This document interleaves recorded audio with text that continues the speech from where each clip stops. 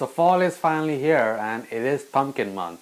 And I'm going to treat you with a North Indian classic. I used to have this made for my birthday, and at first I hated the idea that I have to have pumpkin for my birthday. But trust me, if I can learn to love this dish and learn to love pumpkin, you're gonna love it too, especially if you love pumpkin.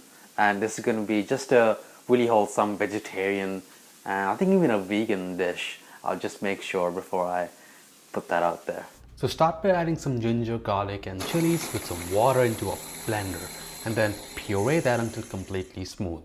We'll set that aside for now. So start by adding in some oil into a wok or a large pan or a pot that's been heated thoroughly. And with that, I'm going to show you how to make panchforan, which is a spice blend of 5 whole spices, and it just adds an incredible amount of aroma and just crazy flavors into any dish. So you need a touch of cumin seeds, a touch of fenugreek seeds, then some nigella seeds. Here are some fennel seeds, and then mustard seeds. And that combination of spices, those 5 whole spices, make up panchforan. And we're going to add that into the oil. Just let that sizzle for a few minutes. Now while that's happening, add some hing. And when this becomes like nice and fragrant, add in your sliced onions.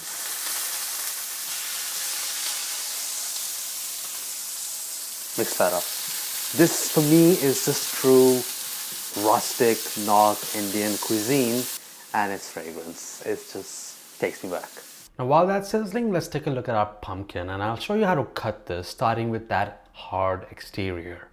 And I want you to be very careful while you cut it because that outside skin is rock solid. So you need a strong, sharp knife to really make those first few cuts and just use some brute force to just cut it all the way across that cross section.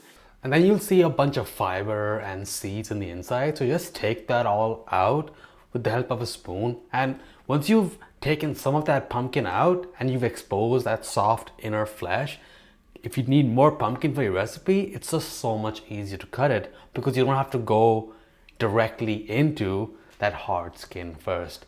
Now with this, we want to take out that green hard skin. You can leave some of it on, but I prefer just taking most of it out. Then just cut it roughly into some cubes, and we want to shape it or size it to about 1/2 inch of thickness. So if you look at the potatoes compared to the pumpkin, it's a very similar kind of size. Now that the onions have been lightly fried, as you can see, some nice browning, add a touch of turmeric. And then after a couple of minutes, you can add in your mixture of ginger, garlic and green chilies right there.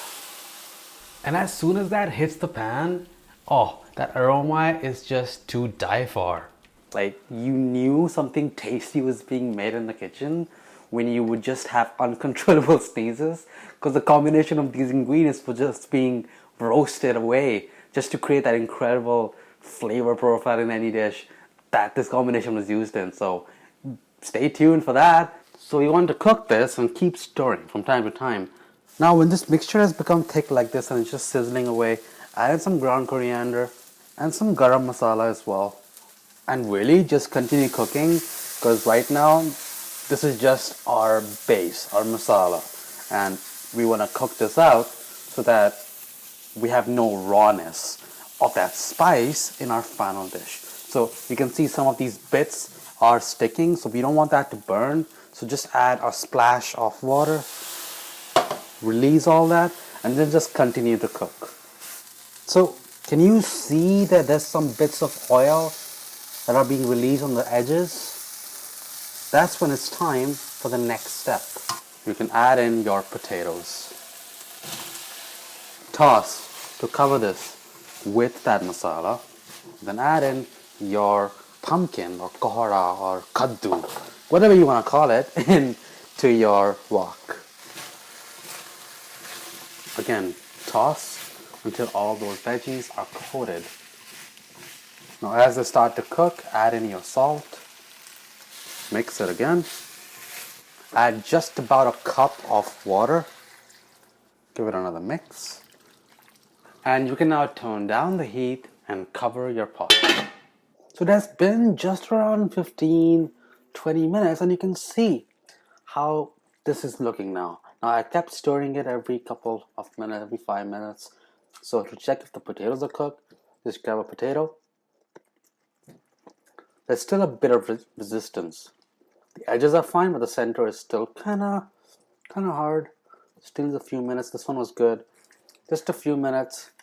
So this is almost done. Just cover it and let it continue to cook. Now I'm sure you're wondering, so this is a dish made with potatoes and pumpkin. What do you serve this with? And well, technically you can have your regular staples like your roti bread, rice, pulao, naan. That's fine. But you have, and it's a rule, you have to have it with puri or kachori. I'm making kachoris today. And I'm not going to show you how to make it yet. I'm still experimenting with it. But how about a short sneak preview of kachoris in the making? Now for this dish that's simmering back here, just make sure that you keep checking in on it. After every 5 or 7 minutes, take a look, give it a stir. If it's too dry, add a bit of water and cook this down until the veggies have become tender. And I'm just super happy with how this is looking, and it just has just come together really well. Finish with some cilantro, and before we serve, just garnish with some fresh lemon juice. That's really gonna help make this super special. Serve it with some hot kachori, and this is just a deep dive into rustic North Indian cuisine. So as I said earlier, it is pumpkin month, so I want to see what your favorite recipes are, and maybe I can use that for my own meals, and maybe it'll influence me to make something else. But anyways, if you like this recipe, you're gonna definitely like my potatoes and eggplant aloo bangan sabji. So take a look at that and hit subscribe, hit the bell icon, and I'll see you in the next one. Bye guys.